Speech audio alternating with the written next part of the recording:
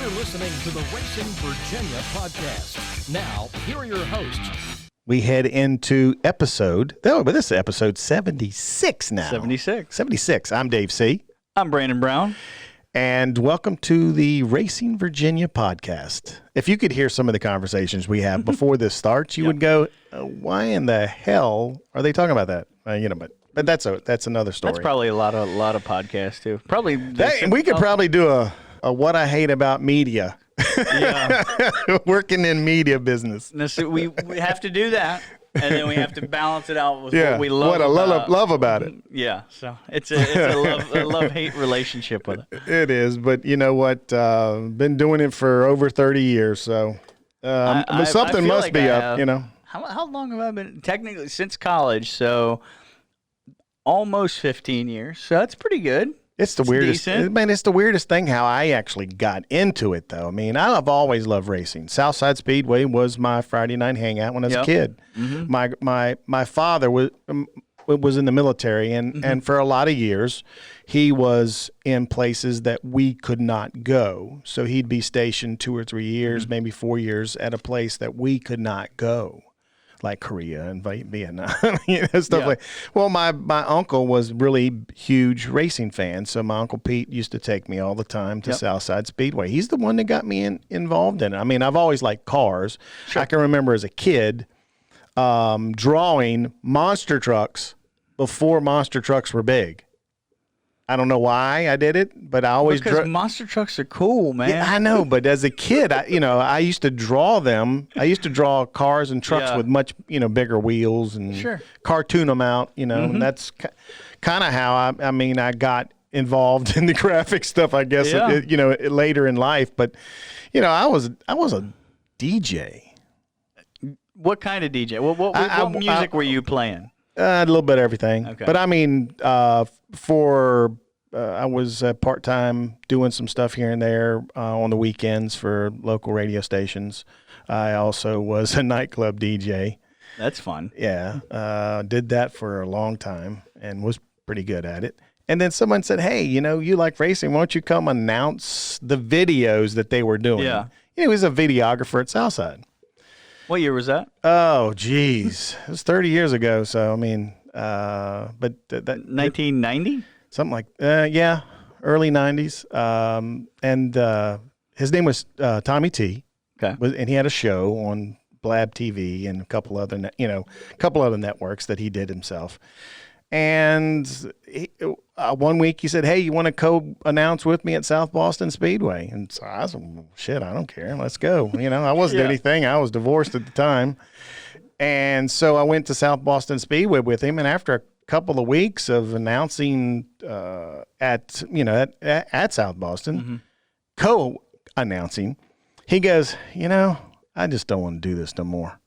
So he talked to the Days, who owned the Speedway at the time. And he goes, and they said, hey, like, he can handle it. I mean, I was pretty decent for a newbie. I stayed there 10 years, every weekend. And it was either there or Orange County at the time, because the Days owned both. So they would flip-flop weekends. And that was kind of the heyday of late model racing, asphalt late model racing. South Boston used to have 30, 40 cars show up. It was crazy. The caliber of talent that South Boston got, because the Busch Series at the time and the Truck Series at the time both had races at South Boston. Yep. So a lot of those guys wanted to be there, hoping to get noticed by a Busch or Truck team. And so, I mean, I think at one of the years, we had like 11 track champions. 11 different tracks drivers were racing at South Boston. Wow. On a regular basis. And the car counts were so big because they'd race at South Boston one weekend, race at Orange County one weekend. So you got a lot of the North Carolina. It's about a 45-minute drive between the two tracks.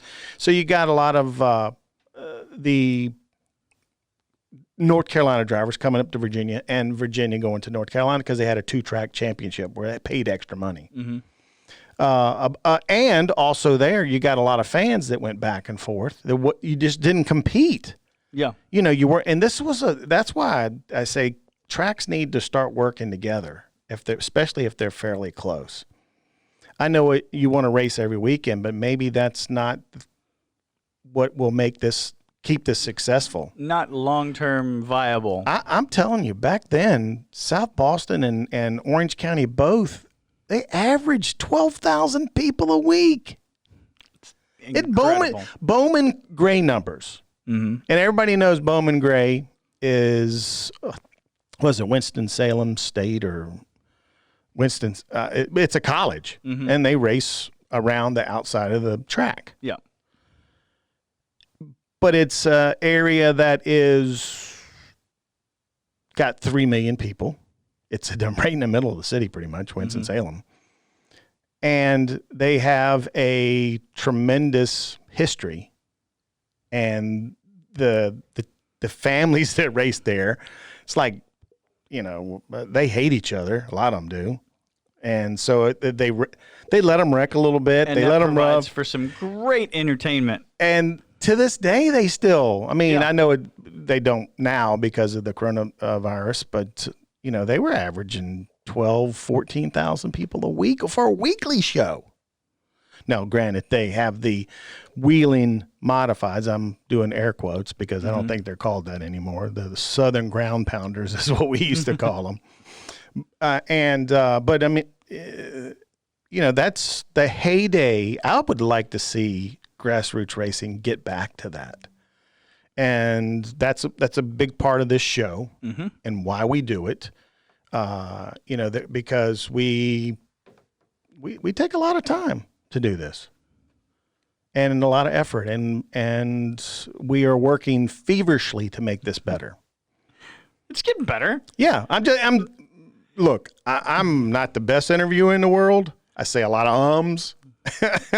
You're just calling yourself out. You should cut this out of the show. No, I'm not going to be looking for him now. No, I don't want. I want people to understand that I'm just a regular guy that loves racing. Yeah, me too, man. Me too. Regular guy that loves racing and doesn't want to see it go away. I mean, look, you work in it full time. I work in it full time. We need to make sure that the future has automobile racing in it. Yeah, absolutely. Because I'm not good at much else. I was in sales for a while. I was vice president of a cell phone company while I was doing South Boston on the weekends. I don't know if that had to be pretty good, right? That's when cell phones blew up. Yeah, but I had to get out of that. Man, that job that was the time where everybody started to get a cell phone. Yes, but it was also, when I first started selling cell phones, we don't want to talk about cell phones, but when I first started, cell phones were $1,500, and they were this big, huge transceiver that we mounted in the trunk, and it was just for cars. It was not a portable one. And you couldn't even leave the office without somebody. I was making 100 G's easy. Wasn't even trying. And then, by the time we got out, granted, I was a vice president of a region, but still, it was much more difficult because everybody thought they could sell a cell phone. Sure. And it was not about customer service or anything anymore. It was about who could give away the most free stuff. So I said, man, and I used to complain to Bill and Clark. We'd go to lunch a lot, and Bill listened to my asphalt radio show, by the way. It was mostly asphalt stuff, a little bit of dirt here and there. But This Week in Racing was what it was called. And Bill used to call in every Sunday morning. By the way, that was the stupidest time frame. Which Bill were we talking about? Bill Sawyer. Okay. That was the craziest and most stupid time frame because I would work at South Boston Speedway, not get home till 2 or 3 in the morning, and have to be at the radio show and on the air by 9 a.m. What a life! What a life, man! But when you're young, you just fly through that stuff. Yeah. Speaking of young guys, I know. Speaking of young guys, we have a great show. We really do. We have some news came out about this young guy. He is in the Rev Racing, or I should say the NASCAR Drive for Diversity Youth Driver Development Program. There you go. And he is also part of the Richmond Raceway eSports Development Driver Program. Coca-Cola Red, as it's Called. So Brandon's going to geek out again. Of course, I love because talking it's racing. about esports. And this kid, the one thing about this kid that we'll talk to him about is that he didn't take the traditional route. No, he didn't. Not close. Not even close. And he is showing a lot of promise in this. He's been in the development driver program for the second year now. Mm-hmm. Now, granted, this year stinks because hasn't been much racing, but we're going to talk to him about that. His name is Rajah Caruth, and he is 18 years old. Yeah. Just graduated. Yeah. He's one of the kids from high school. Yeah, he's just one of the kids from high school that got that wonderful graduation send off. Yeah, he just posted his graduation pictures on his Twitter because he's like, I just took my cap and gown pictures. It's him in a cap and gown with his race car outside on pit road at the track. Yeah, at Hickory Motor Speedway. And he's getting ready to go to Winston-Salem State University, motorsports management program. We're going to talk to him. And we're going to give you all the social media. He's loaded up on social media. He's got a pretty cool website, too. And then we're going to have story time with Randy Hallman. Awesome. We probably should go ahead and get this thing going. By the way, thank you, everybody, for listening to our show. Because we looked at the numbers. Downloads are way up. Mm-hmm. Listens are way up. Listens are way up, and as well as social media numbers. By the way, if you haven't liked our page, our social media plan, you need to, because my man on my left, okay, right now is a social media wizard. All right, I'm learning a lot from this kid. I can call him a kid because I'm old as Methuselah. Someone that isn't old. No, he is a kid. He is a kid. He drives a number 6 Sunoco iRacing Legend and late model for Rev Racing in the NASCAR Advanced Auto Parts Weekly Series and Richmond Raceway eSports development driver. He is Rajah Caruth. How you doing, Rajah? Good. How are you guys? Good, man. By the way, I am impressed. An 18-year-old up already and working at the shop. Yeah, I mean, you got to work for it. I'm having a blast.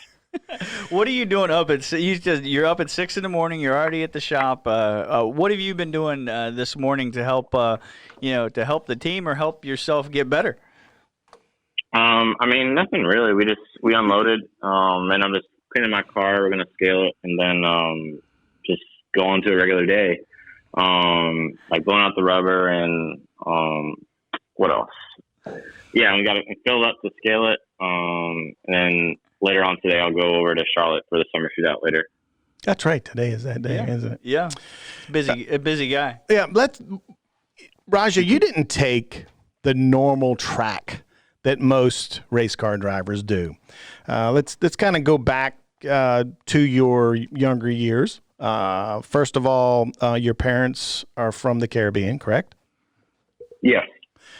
You personally were born in Georgia, and now you live with your parents or you did live in Washington D.C., which technically we're going to say is Racing Virginia. Yeah, might as well be. It's right there. It's right there. So we have to adopt you. That's for sure. Okay, you are now one of the Racing Virginia family. And cool. But I mean, let's talk about. I mean, you began liking cars at an early age, and I think at an early age you even had written down somewhere in school, I think, that you were going to win the Daytona 500 and be a NASCAR Cup Series driver. Yeah, I think that was a 5th grade journal or something, like journal entries from back in the day. I think I did. I had been 9, 12. I don't know, in that range. Yeah. But I mean, I was enthused from a very early point. Now, I've also read, and I love this about you. Your dad gave you a book. I think it was 600 and something pages of NASCAR history. Mm-hmm. In an interview, your dad and mom both said that book, the pages were falling out of it. You read it so much, and that you wanted to be a historian of the sport. Yeah. 100%. I got that encyclopedia Christmas 2009. It's back in DC, but that thing has seen much better days. I've probably read that from cover to cover probably more times than you can count on your hands. So I think like I was just so interested, and I think I wasn't necessarily trying to be a student of the sport from that young of an age, but I guess now I am, and I'm proud to be and have that knowledge. And we talk about you having taken the normal track. I mean, you did do some indoor electric kart racing, but that was kind of getting your feet wet. And then you went, and I hate to even say this because Brandon over here is going to geek out, all right? You went the iRacing route. But, by the way, have you ever raced Brandon? This Brandon, not the other Brandon. One time, I think we raced at Pocono, and he whooped up on me. I watched as he came off. I think he came off of the tunnel turn like about 10 mile an hour faster than me. I'm like, "What's up, Rajah? I know you. How's it going? See ya." And then you got you went. I think I read you had probably over 500 races in the first year or something like that. But you must have stayed on the iRacing rig. Yeah, I was on. I didn't have a rig until like April of this year. Like when I got on iRacing in June of 2018, I think I probably made 600 starts between June and December. And I had a summer job too, so I was, I would get home from summer job, and I had like track conditioning 3 days a week. So as soon as I would get home, whether it would be 7 or 5 p.m., 9 p.m., midnight, get on and run races and just go. Just having fun and doing the Ignite series too, because that's really what I decided was my best bet at that point.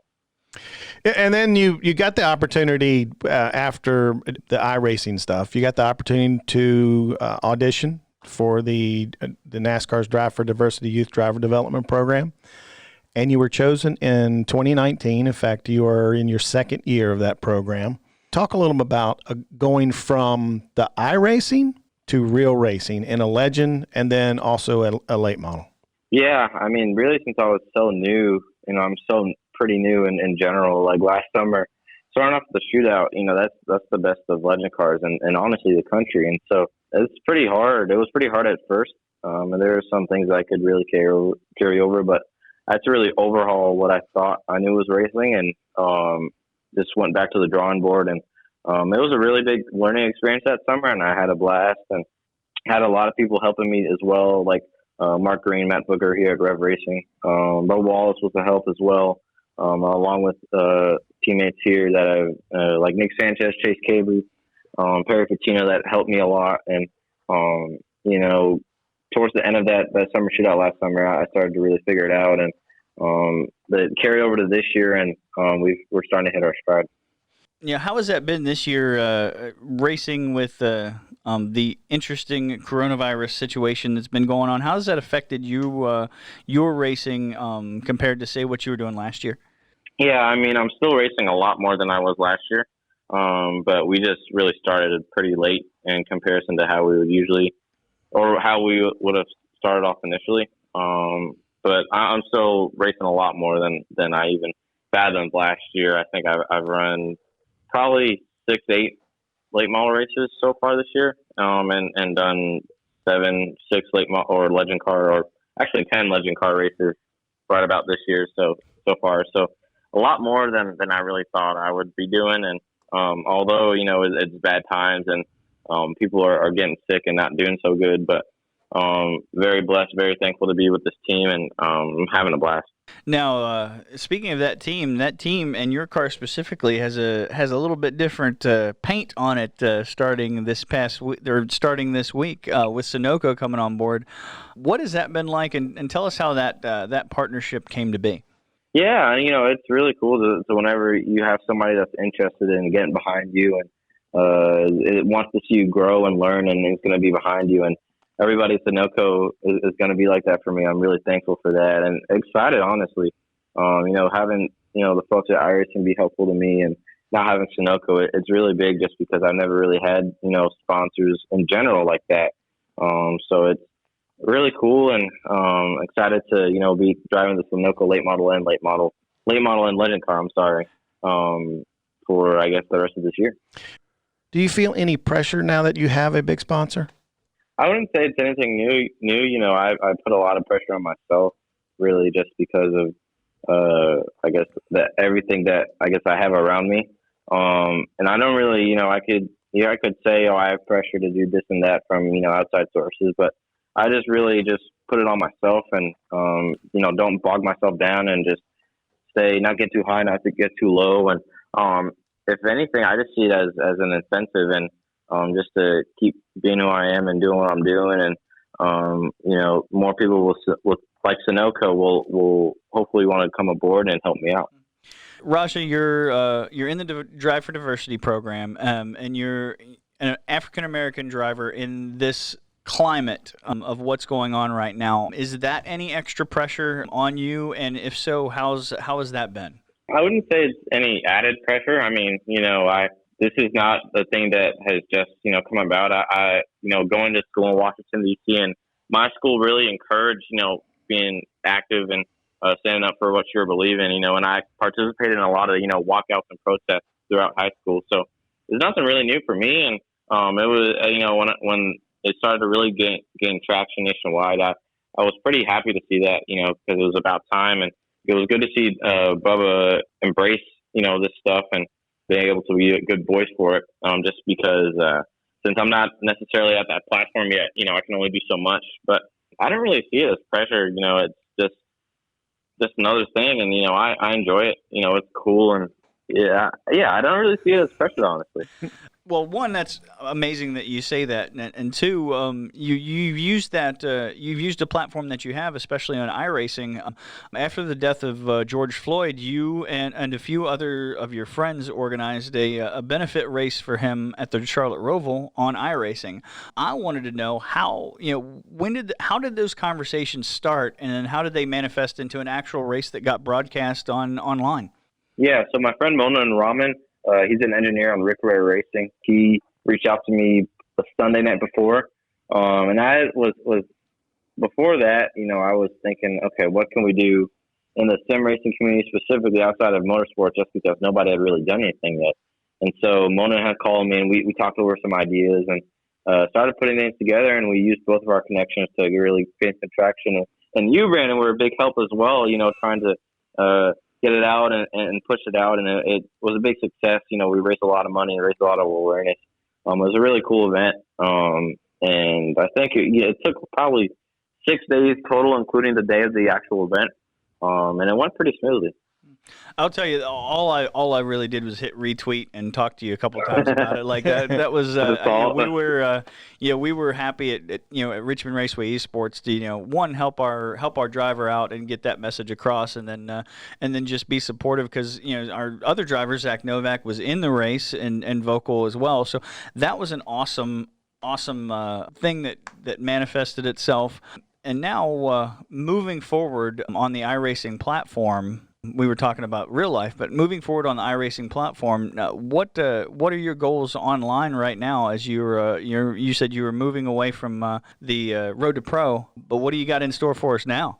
Yeah, I think that's a really good point. I think the decision really from moving away from eNASCAR iRacing Road to Pro was that when I got on iRacing, I didn't join it with the goal of trying to be a pro sim racer. I saw it as just an avenue to get my foot in the door to eventually go cup racing one day. And so I've honestly well exceeded my expectations of what I could do on the sim. And so I had decided to do Road to Pro back in probably March, February, considering, the coronavirus pandemic and kind of what, if not knowing what my racing season would look like in real life. So I figured it would be a really good thing to get into and have the support of you guys at Richmond Raceway eSports. And honestly, we were in contention probably up until we were probably still. I don't want to say we were still in contention, but I decided to call it quits for the year, just because it was a little bit of a conflict really with the real life stuff and the time I got to put in, and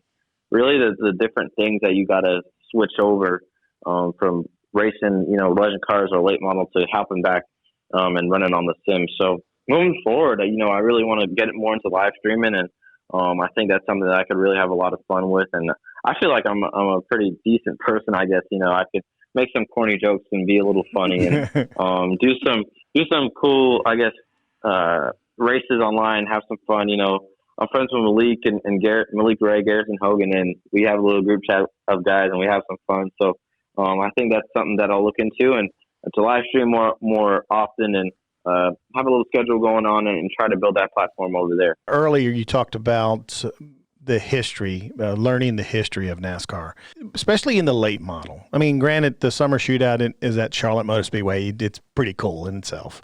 But you race the late model mostly, I'm not going to say all the time there, but mostly at Hickory Motor Speedway. The amount of NASCAR legends that have turned laps on that racetrack is ungodly.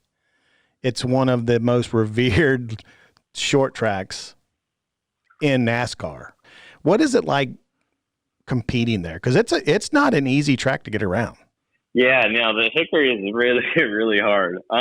But honestly, when we first went there, like you said, I'm a history buff, and going there for the first time, it's really surreal seeing the billboard, seeing the walls, and the people that have raced there, longer since before I was even conceived, and it was really cool to be there, and to go back there and starting to understand how to run that place.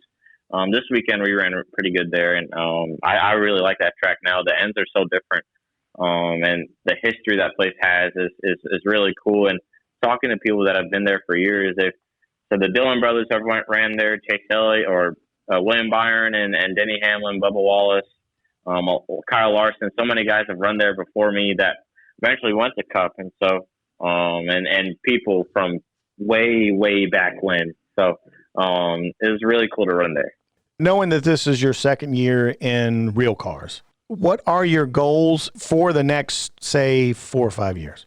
I don't know. I mean, I've said I want to potentially be in line for a Cup car by 2030, but I realized, you just got to go really year by year, week by week, and just assess how you're doing and not rush and make sure you have the assets necessary to race and to ascend. I think for the next couple 4 or 5 years, I mean, I don't know, to be honest. I think hopefully being an ARCA car in the next couple of years, and at that point, whether go to TRD or Ford or driver's edge over at Chevy to try to get in line and try to move my way up. I don't really know what the car holds, but right now I think I'm just really focused on just trying to learn all I can and incrementally get better every week and understand it and keep both cars clean.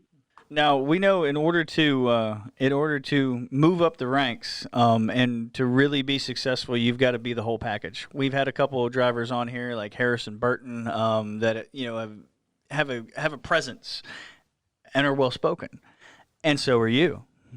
And we want to let people know where to find you and to experience what you've got on social media. So tell people where they can find you. I got it right here. Yeah, I can. I wanted him to tell. You want to see how well he's got the spiel down. Yeah, exactly. Okay, let's do it. Well, thank you, Brandon. I mean, you could go to my website, rajahcaruth.com. That's got all my social media on there. All my Twitter, Instagram, it's the same. Rajah Caruth _. I'm on TikTok, Twitch, YouTube, Facebook, everything, and Spotify too. I like music a lot. And I mean, I'm on there every day. Shoot me a DM or something. I'll answer it, whether it's at 2 a.m. or middle of afternoon. Yeah, that's really it. I mean, I just try to make cool content and try to be kind of funny, and at the same time, kind of be myself and really show what I know. Well, you don't got a TikTok yet? He just. Oh, do you say TikTok? He said TikTok. I do. That's right there. It's right there. Right there. It's right there. I gotta follow you on TikTok. So. Oh no, his TikTok Cool. is fantastic, and he's got a couple videos on there that have gone viral too. So I very much enjoy his Mullis Lean video. So check out one. And by the way, folks, I should say, by the way, Rajah, congratulations on graduating high school. That for a young man to graduate in the year of COVID really sucks. But you're getting ready to like we said earlier, head to Winston-Salem State University. You're going to do the motorsports management program. So, man, good luck with that, and welcome to the family. Yeah, Racing Virginia family. And we're gonna keep up with you. Hopefully, we'll be able to talk to you on a semi-regular basis. Not too much. We don't want you to get tired of us or anything. yeah. I think Rajah's already tired of me. Hey, man, can you retweet this? Hey, man, hey, Twitter. When are you going to be on Twitch next, man? So, but folks, you can make sure you go to RajahCaruth.com. You can click on the social media stuff there. But thank you so much, Rajah, for taking some time out of your schedule to visit with us, man. Yeah, thank you guys for having me on. It's cool seeing that I was finally able to be on this podcast, so I'm excited. Yeah, and we'll put you on our social media here coming up, and I'll ask you to retweet it once again. Will do. Got it. Thank you, brother. It's just a button. All right, man. All right, thank you, guys. All right, bud. See ya. He's a really cool kid. Oh, he really my gosh. is. Like when I say to follow him on social media because he's. I forgot. He's awesome. I didn't see when I looked this morning. I didn't see the TikToks thing, but yeah, that's that is what that little. I know. Little Just hush. with the I thing know. and the three I color. know. Yeah, that's what it looks like. So. But No. I mean, good kid, and it's very interesting the track he is taking because he's like William Byron. Yeah, yeah. I mean, like taking the iRacing route, getting opportunity to audition to get in a car. Hey, look what Byron's done. Absolutely. I mean, it's the same route, but the thing is, no matter if you're in a real car or in the sim world, like he had to be one of the best at what he was doing in the sim in order to even be considered for a real car, and that's what he's doing. And he's fast. Like he is a fast kid, and that's why he's on Richmond Raceway eSports and that's team. why we picked him up because he's he's fast and he's a great kid, especially. The stuff that he stands for and the stuff that he does on social media. He's the entire package. He is Rajah Caruth. Yeah. You know what time it is. Is that Brandon? the music? You know what that music means. Yeah, I think I do. Okay. Yeah, You do? Is it time for a story? It is story time with Randy Hallman. Hello, Randy. How you doing, buddy? Hey guys, I'm good. How are you guys? Good, man. Good. Good. I'm good too. Yeah. By the way, folks, if you haven't gone to the racingvirginia.com, driven by who'syourdriver.org, There you go. please go there and because Randy has some really good columns. Yeah. I mean, when I say column, it goes back 3 years. I mean, he's been writing for the website for 3 years now. So, and there's a lot of great content there. Yeah. Go there and check it out. Yeah, I was before I'd gotten to Racing Virginia or Richmond Raceway. He had done the piece on Sean Beluzzo that I went back and read and was just absolutely phenomenal. And people were all the stuff that's back in the day. Yeah. You could have a field day listening or reading it. Well, you know what else we can get? What we can get stories about back in the day. Yeah. From the man himself. I mean, that's why he's a part of the show. So what kind of story we got this week, Randy? Well, I thought I'd say a little bit about Maurice Petty, the chief, the guy who built the engines that took Richard to most of his 200 wins, and a few other drivers.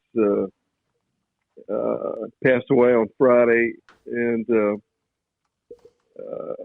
I didn't know him well. I don't know many writers who did.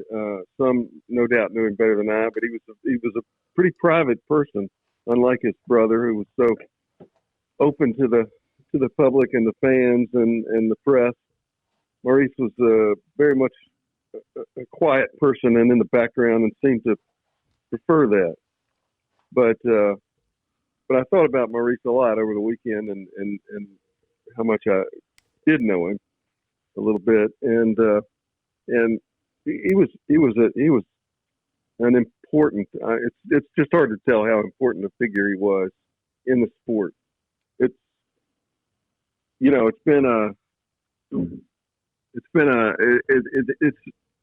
hard to estimate just how important he was.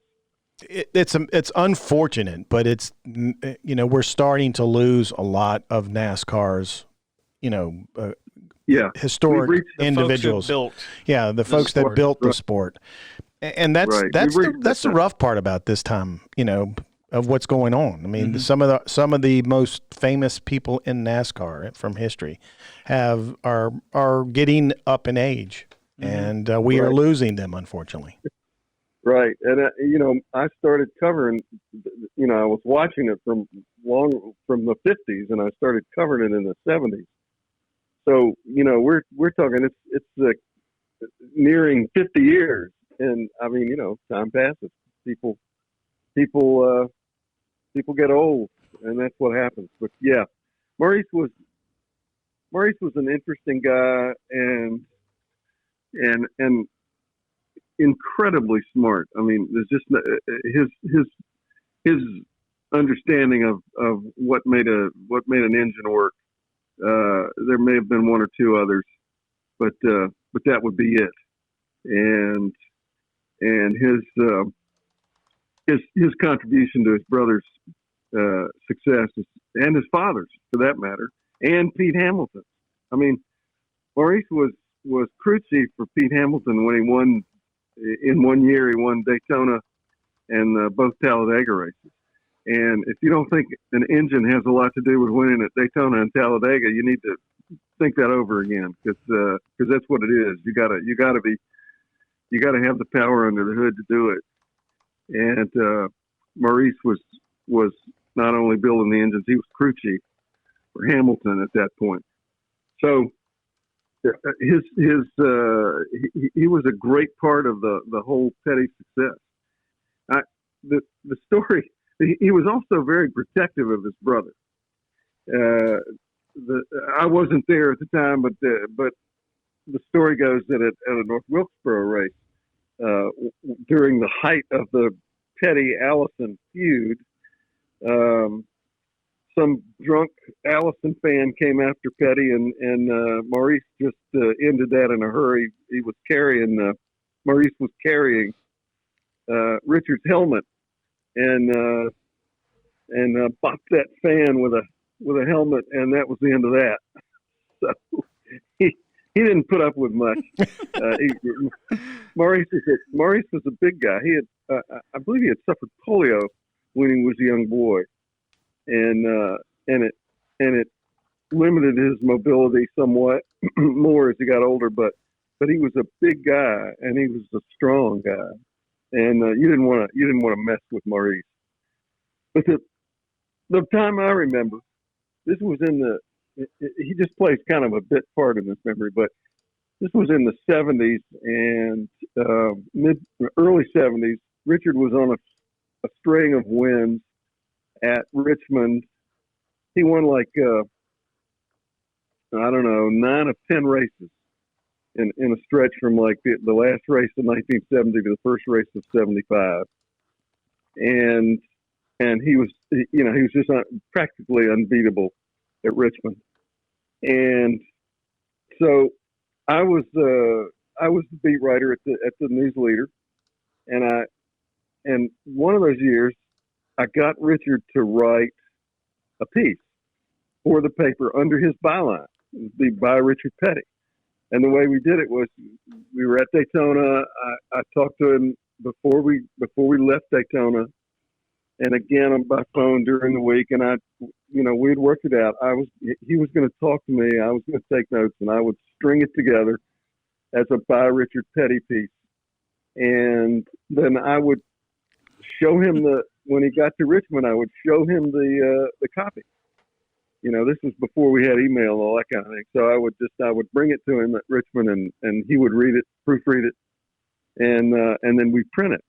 So we did that, and this was the teams rolled in on Friday morning, really early, and this was the News Leader. So the deadline was mid morning, and so I was out there like at 7 o'clock in the morning when the teams were bringing their haulers in and lining up, and with the paper in my hand, not the newspaper, but the copy of the story, as I had transcribed it from what Richard told me. So I go in there, and there's the crew. There's like Wade Thornburg, Dale Inman, Maurice Petty. They're all, getting the car rolled out, getting it ready to go.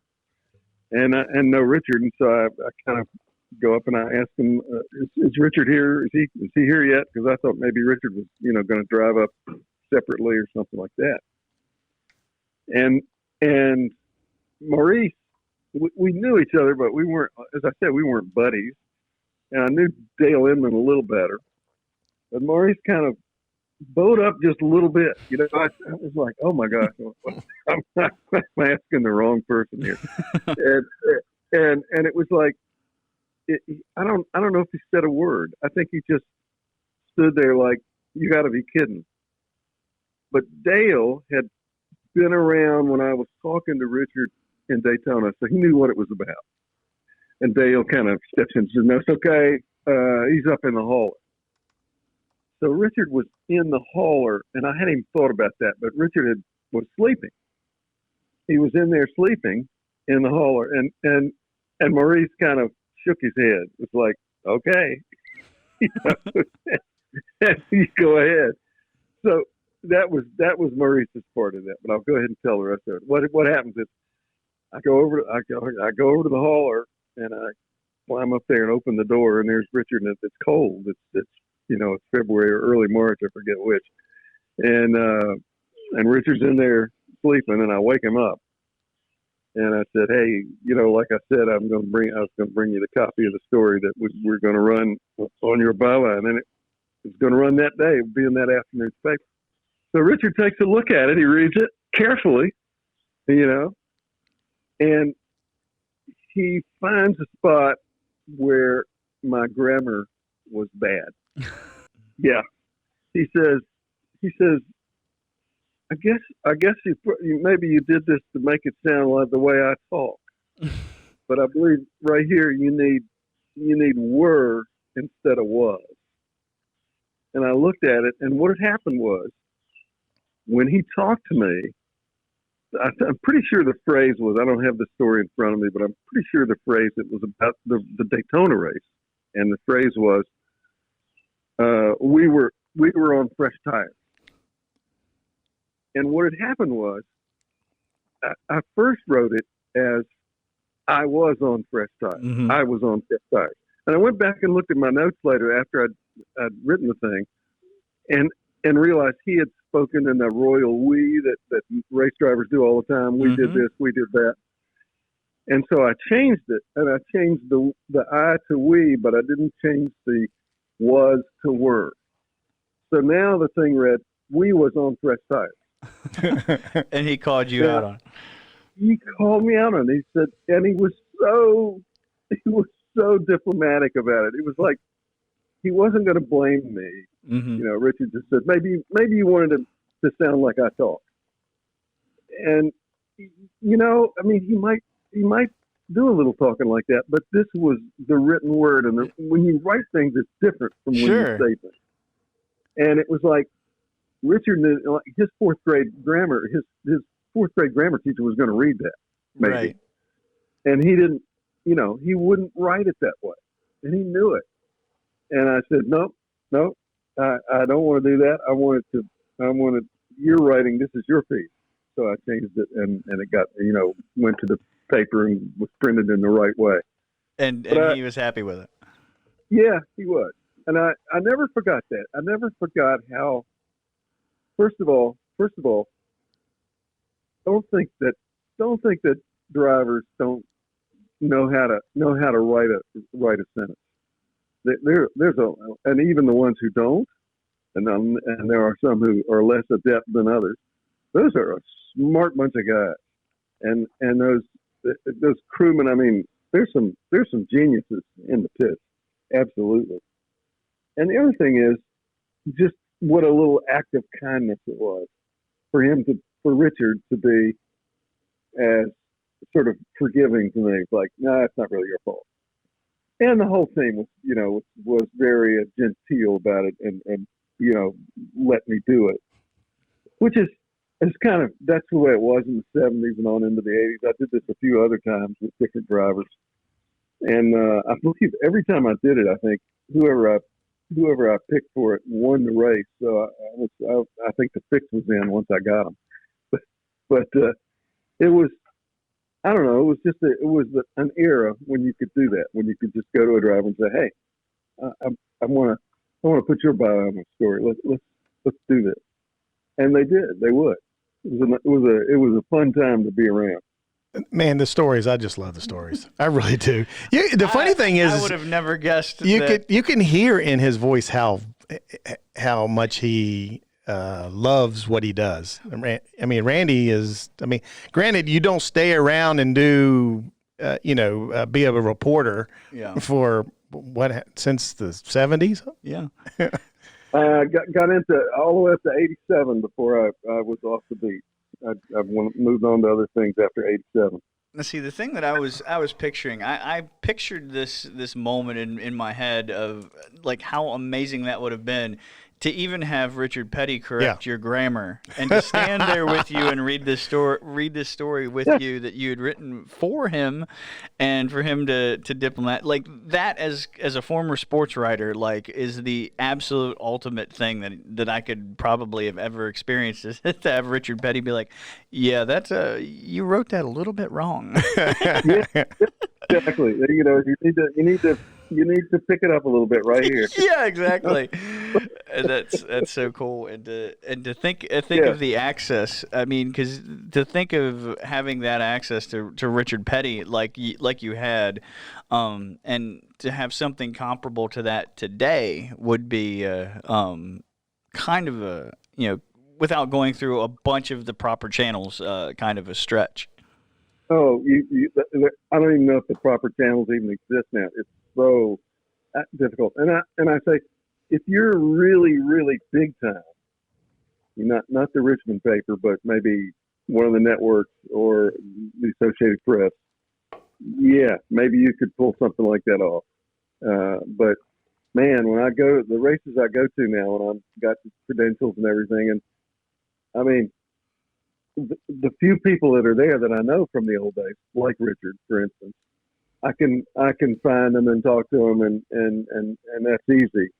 But the new guys who don't really know me, I mean, you get your press availability as scheduled, along with 20 other, 30 other people, whatever, and that's it. You just don't have casual conversations anymore. Well, some maybe some do. They're referred to it so much closer than I am to it, but generally speaking, not so much. As always, we get an interesting look on motorsports, the past in motorsports. We get some great stories, and again, Randy, another great story, and a good tie-in to, unfortunately, the untimely passing of Maurice Petty. But thank you so much again for enlightening us and kind of giving us a view of what you have seen over the years. Well, thanks, guys. I get a kick out of jostling my memory a little bit to come up with these things. I think about it sometimes, and I think that moment, I think, that's a little like me maybe saying, Richard, I think you're going into two a little too high. You need to bring it down a lane. Well, again, thank you so much, Randy. We will talk to you next week. All right. Take it easy, guys. Thanks. No, another great story. But like you said, being able to kind of in your head to picture, hear Richard Petty, the king, saying, you messed up here. Yeah. Like, and what could you say to the king? I mean, the king is right. Yeah.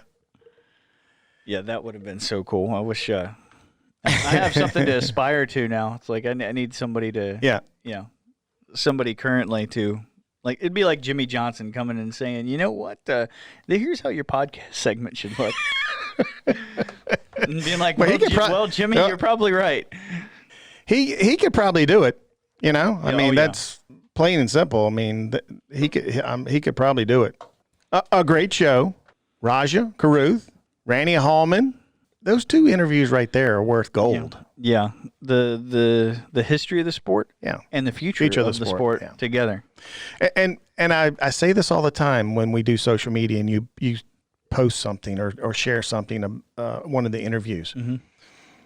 The amount of amazing young kids, I'm calling kids because I'm older than they are, a lot, that we are interviewing right now is just mind-boggling. Yep. The amount, what they are all about, how they handle themselves, it just says a lot about the state of Virginia. Yeah. And the state of racing in Virginia. Absolutely. It's why we do this, folks. We want to introduce you to the next generation of stars. Because I'm telling you right now, the guys that we've been interviewing over the last month or so, the young guys, all have it. I mean, we talk about it all the time. You can't just be a driver anymore. You have to have it in all areas. Yep. And that's one of the things that I like about that driver development program. They don't only teach you how to drive and those kind of things and give you that opportunity, but they train you in social media. They train you in speaking, how to handle yourself in certain instances. Mm-hmm. You know, maybe somebody gets up in your face. You know, you gotta think about that things. Absolutely. You know, so we got some amazing drivers that we've got scheduled coming up. So, and we've got some promoters. Brandon, you're gonna like this. I put I stuck the bait out there for some of our drag racing guys. No, that's cool. I want to talk to some of those guys and girls about. We have the ability. Racing. We have the ability to get two people on at the same time. Yep. So this RVA list that races mostly in Richmond Dragway, I've got a little bite out there, and we need to call Virginia Motorsports Park. I think they have a list too.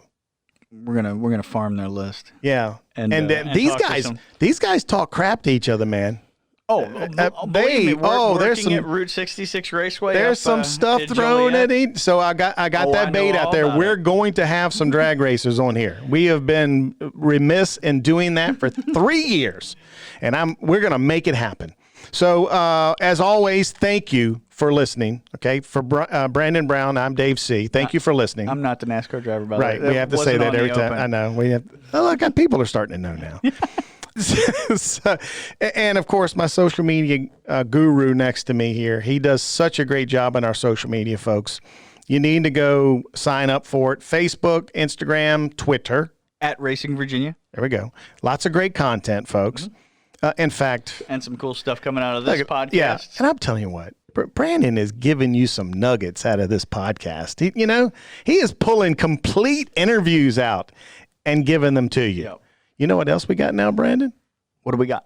YouTube. Hey, one-stop shop for all of the cool stuff. It will be a place where if you like YouTube and you obviously it's not a video podcast yet, but the podcast is up there. It kind of mimics what we put up on social media, and it'll all be up there this afternoon. So at least the shows that we have done together this year. Yeah. So 8 of them now. Yeah, and we will be. It takes two months worth. It takes 2 hours to export one of these shows. Hey, so you just work it, and then you let media, the media thing. It's like doing your laundry. You put the laundry in, and you just let it walk do away thing. And let us do a thing. So that's going to be available later this afternoon. All the 8 shows that we've had so far. We started at 68, and now we're at 76. Will all be up there. So that's another avenue for you. Please go follow us. Like or whatever you have to do. Subscribe. That's it. Subscribe. And most importantly, remember to keep racing, Virginia.